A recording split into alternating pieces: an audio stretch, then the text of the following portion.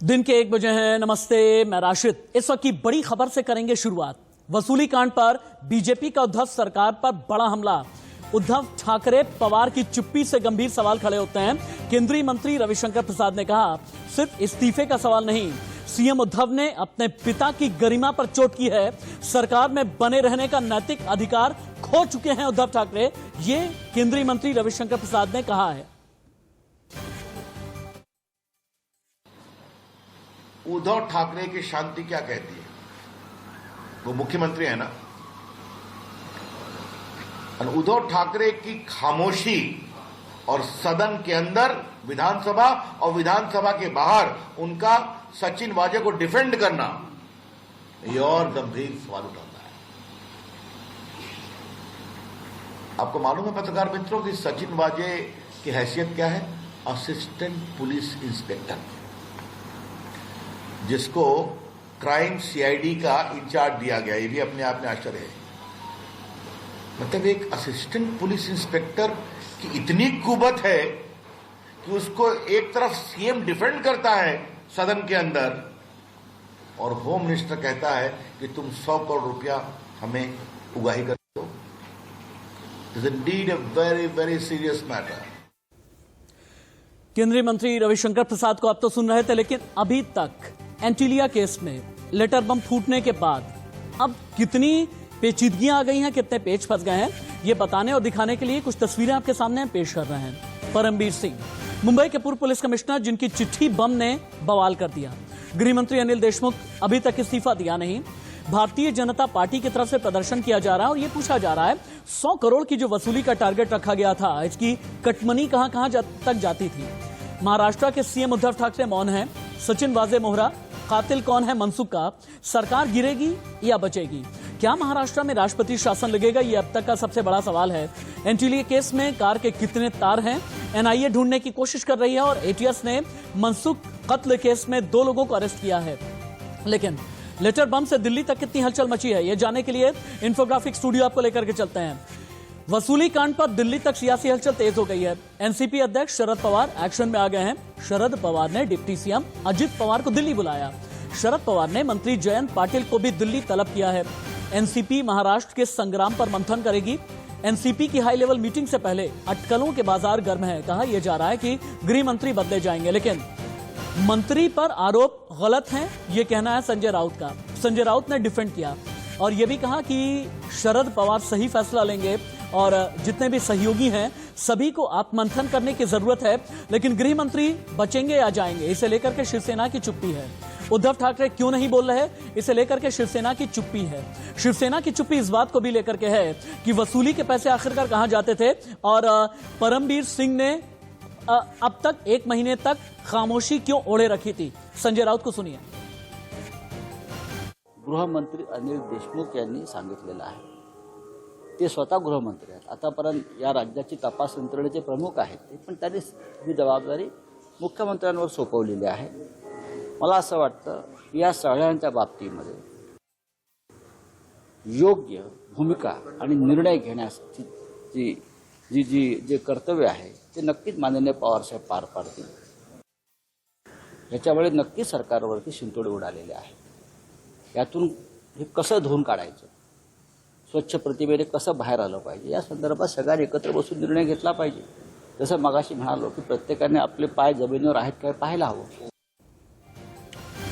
लेकिन मुंबई के सियासी संग्राम पर मेरे सहयोगी अभिषेक शर्मा ने बीजेपी नेता नारायण राणे से बातचीत की है। नारायण राणे ने यह कहा कि प्रीति सोमपुरा ने की है। अब प्रीति सोमपुरा से बात करते हुए नारायण राणे ने यह बात भी बोली कि मातोश्री तक सारी बातें पता थी, उद्धव ठाकरे को भी चुप्पी तोड़नी चाहिए। अगर वसूली कनेक्शन के बारे में पहले से पता था, सरकार की तरफ से एक्शन क्यों नहीं लिया गया? जिस तरीके के आरोप लगे हैं, आप खुद मुख्यमंत्री थे, आपने देखा है कि मुंबई पुलिस कैसे काम करती है, पुलिस डिपार्टमेंट कैसे काम कर रहे हैं, लेकिन इस तरीके के आरोप किसी मंत्री के ऊपर लगना कितनी गंभीर बात है। आपको लगता है कि अब उनको इस्तीफा दे देना चाहिए? परमवीर जी ने लेटर जो भेजा है मुख्यमंत्री जी को भेजा और अनिल देशमुख को भी भेजा।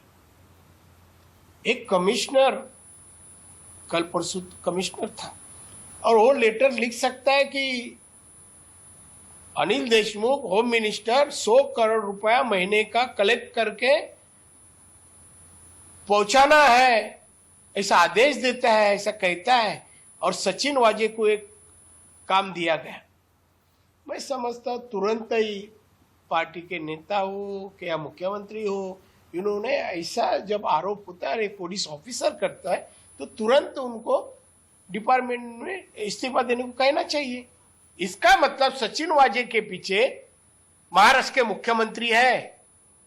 तो मैं समझता हूं उन्होंने पहला इस्तीफा देना चाहिए।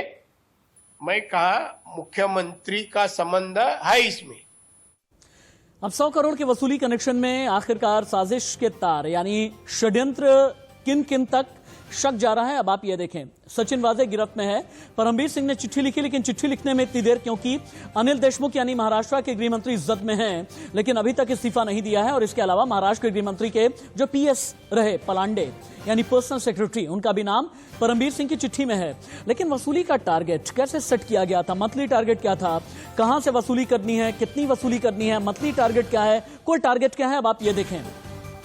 1750 बार रेस्टोरेंट से वसूली के लिए कहा गया। ये मुंबई के पूर्व पुलिस कमिश्नर परमबीर ने आरोप लगाए हैं। वसूली 2 से 2.5 लाख रुपए हर बार से करनी है, इस तरह के आदेश गृह मंत्रालय की तरफ से दिए जाते थे। ये कहना है चिट्ठी में परमबीर का। मंथली टारगेट 40 से 50 करोड़ रेस्टोरेंट और बार से, और कुल टारगेट जो है बार के अलावा भी 100 करोड़ का फिक्स किया जाता था। ये परमबीर सिंह की चिट्ठी में खुलासा हुआ। लेकिन महाराष्ट्र में भूचाल है, क्या होने की संभावना है? अनिल देशमुख इस्तीफा कब देंगे? सरकार बचेगी या चली जाएगी? कई लोग ये कह रहे हैं कि गवर्नर राष्ट्रपति शासन की सिफारिश कर सकते हैं। बीजेपी जगह जगह प्रोटेस्ट कर रही है, अकोला में, नागपुर में, मुंबई में। शिवसेना सरकार से अलग होगी या साथ में रहेंगे? एनसीपी शिवसेना में कितना तनाव है, और शिवसेना और बीजेपी की करीबी क्या बढ़ने वाली है? मेरे 2 सहयोगी दिल्ली और मुंबई से जुड़े हैं।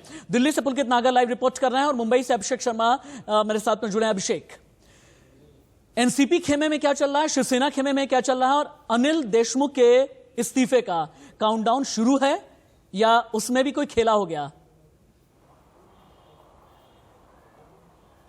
और देखिए बिल्कुल देखिए, इस पर मामले पर खुद जयंत पाटिल जो कि महाराष्ट्र के एनसीपी के अध्यक्ष है, उनका थोड़ी देर पहले बयान आया है कि अभी इस्तीफे की कोई जरूरत नहीं है। और चूंकि आज शरद पवार ने दिल्ली में मीटिंग बुलाई हुई है, अजीत पवार जो महाराष्ट्र के डीसीएम है और साथ ही जयंत पाटिल खुद दिल्ली में मौजूद रहेंगे और सुप्रिया सुले भी मौजूद रहने वाली है। तो इस मीटिंग के बाद ही कुछ बड़ा फैसला हो सकता है कि अनिल देशमुख की कुर्सी जाएगी या रहेगी। लेकिन देखिए जिस तरीके से बयान आ रहा है, जिस तरीके से इससे साफ समझ में आ रहा है कि अभी कुर्सी नहीं जाने वाली, यानी सरकार समर्थन करने के मूड में है अनिल देशमुख का। और जिस तरीके से यह बताने का प्रयास है कि पहले भी कई सारी ऐसी बातें हुई है, बीजेपी काल में ऐसे लगातार आरोप लगाए जा रहे हैं, बात लगातार जा डीजी वंजना की बात हो रही है गुजरात की, तो उस तरीके से कांग्रेस के लोग भी लगातार आरोप लगा रहे हैं। तो इसलिए जरूरत नहीं है अनिल देशमुख को हटाने की, और इसका कहीं न कहीं इस पर मामले को लेकर वकालत होनी शुरू हो चुकी है। लेकिन जरूर शरद पवार के घर पर जो मीटिंग है दिल्ली में, वह मीटिंग का बहुत बड़ा मतलब निकलेगा आज कि हो सकता है शरद पवार भी इस पर मामले पर खुलकर आ जाएं, क्योंकि देखिए आरोप ऐसा नहीं कि अनिल देशमुख पर ही लगा है, आरोप शरद पवार के ऊपर भी जा रहा है। क्योंकि शरद पवार को परमबीर सिंह ने खुद बताया था, खुद अजीत पवार को भी बताया हुआ था, खुद महाराष्ट्र के मुख्यमंत्री उद्धव ठाकरे को बताया हुआ था, सभी को जानकारी थी आखिरकार क्यों गोलमाल चल रहा था, क्यों छुपाने का प्रयास चल रहा था। जब परमबीर सिंह ने अपना मुंह खोला, जब उन्होंने 8 पन्नों का पत्र लिखा, तब आखिरकार परमबीर सिंह ने चिट्ठी लिखी, भूचाल आ गया। भूचाल ऐसा आया कि एमएनएस के राज ठाकरे ने भी बयान दिया। एमएनएस के राज ठाकरे ने क्या बयान दिया है, अगली बड़ी खबर है, इसकी ब्रेकिंग न्यूज है। इससे पहले कि हम पुलकित नागर के पास में जाएं, दिल्ली का अपडेट लें। अभी की बड़ी खबर यह कि राज ठाकरे ने कहा है 100 करोड़ के वसूली के आदेश की घटना आज तक सुनी नहीं, ऐसी घटना महाराष्ट्र में पहले कभी हुई नहीं। अंबानी के घर के बाहर विस्फोटक की घटना गंभीर है। षड्यंत्र में परमबीर कनेक्शन की जांच क्यों नहीं हुई, तबादले की जगह जांच क्यों नहीं हुई, सचिन वाजे की 17 साल के बाद बहाली किसने की, यह राज ठाकरे ने कहा है।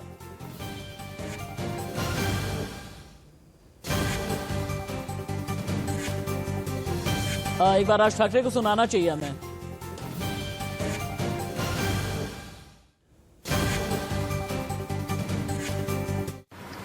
मुझे लगता है कि केंद्र सरकार को इसमें हस्तक्षेप करना चाहिए और इसकी कड़ी से कड़ी इंक्वायरी होनी चाहिए, क्योंकि ये कोई आम बात नहीं है। जैसे मैंने कहा था अभी पहले कि हम लोग पहले सुनते थे, सोचते थे कि बम टेररिस्ट लगाते हैं, लेकिन अभी पता चला बम पुलिस लगाते हैं। पुलिस बम रखते हैं, और कोई भी पुलिस हो, पुलिस कमिश्नर हो या और कोई भी हो, किसी की भी हिम्मत नहीं होगी किसी के इंस्ट्रक्शन के बिना कि पुलिस ये काम करे। ये तो महाराष्ट्र की बात हो गई, लेकिन दिल्ली चलते हैं। पुलकित नागर मेरे साथ जुड़े हुए हैं। पुलकित नागर, दिल्ली में सियासी हलचल क्या हो रही है? शरद पवार कल शाम से लेकर के अभी तक किन किन से मिले हैं, और आज की मीटिंग जो होने वाली है जिनमें एनसीपी के बड़े नेताओं को बुलाया गया है, इसके बारे में अंदर की खबर क्या है?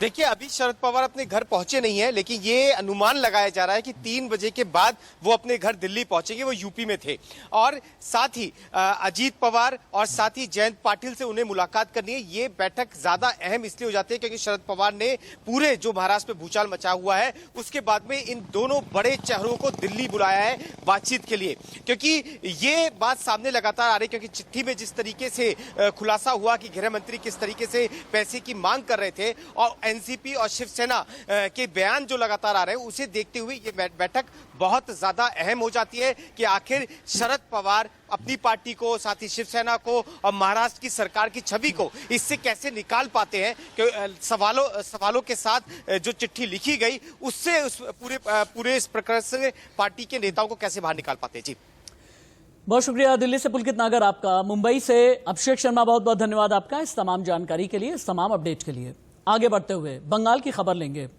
बंगाल में आज बड़ी टक्कर होने वाली है, क्योंकि बांकुरा में अब से थोड़ी देर के बाद प्रधानमंत्री नरेंद्र मोदी को आप सुनेंगे। मोदी का मिशन 200+ है पश्चिम बंगाल के लिए। आज बीजेपी का मैनिफेस्टो भी आने वाला है। मैनिफेस्टो का मतलब यह है कि बीजेपी का संकल्प पत्र। ममता बनर्जी की भी 3 रैलियां हैं और ममता ने यह फैसला किया है कि नंदीग्राम में टिक करके रहेंगी। बंगाल चुनाव से जुड़ी सबकी बड़ी खबर, पहली ब्रेकिंग न्यूज। आज पश्चिम बंगाल के चुनावी रण में नरेंद्र मोदी और शाह हैं।